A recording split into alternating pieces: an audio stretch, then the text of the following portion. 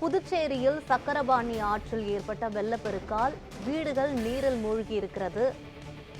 இது பற்றிய கூடுதல் விவரங்களை வழங்குவதற்காக செய்தியாளர் ராஜகுமார் இணைப்பில் இருக்கிறார்.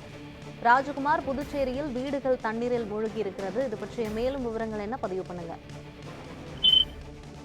புதுச்சேரியில் செஞ்சல் புயல் காரணமாக பல்வேறு பகுதிகளில் மழைநீர் சூழ்ந்தது.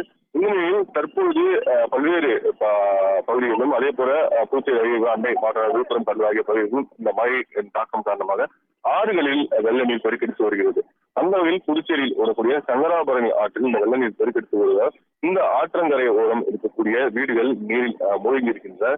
தற்போது புதுச்சேரி மணவெளி தொகுதிக்கு உட்பட்ட என்ஆர் நகர் பகுதியில் உள்ள 200க்கும் மேற்பட்ட வீடுகளில் வெள்ள நீர் சூழ்ந்திருப்பதால் இந்த பகுதியில் வசிக்கக்கூடிய பொதுமக்கள் வெளியே வர முடியாமல் தவித்து வருகின்றனர். இதுபோல வீடூர் அணையில் இருந்து மதகுகள் திறக்கப்படுவதற்கு முன்பாக புதுச்சேரிக்கு அது குறித்தான அறிவிப்பு வெளியிடப்பட வேண்டும். ஆனால் எந்த விதமான முன்னறிவிப்புமின்றி தற்போது வீடூர் அணையில் மதகுகள் திறக்கப்பட்டுள்ளதால் இந்த சங்கராபரணி ஆற்றில் வெள்ளப்பெருக்கு எடுத்து வருகிறது. இதனால் இந்த கரையோரம் இருக்கக்கூடிய வீடுகள் முக்கியமாக வெள்ளத்தில் சூழ்ந்திருக்கின்றன. அந்த பகுதியில் இருக்கக்கூடிய மக்கள் வெளியே வர முடியாமல் தவித்து வருகின்றனர்.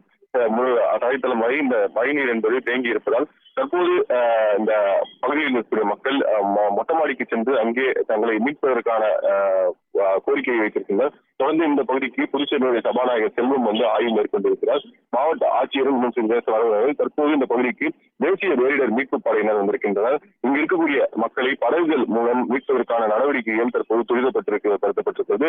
எவ்வாறு இந்த பகுதியில் மக்களை மீட்பது உள்ளிட்ட தற்போது ஆலோசனை மேற்கொள்ளப்படுகிறது. இதனால் இந்த ஆற்றில் ஓடக்கூடிய இந்த வெள்ள நீர் என்பது தொடர்ந்து அதிகரித்து வருகிறது.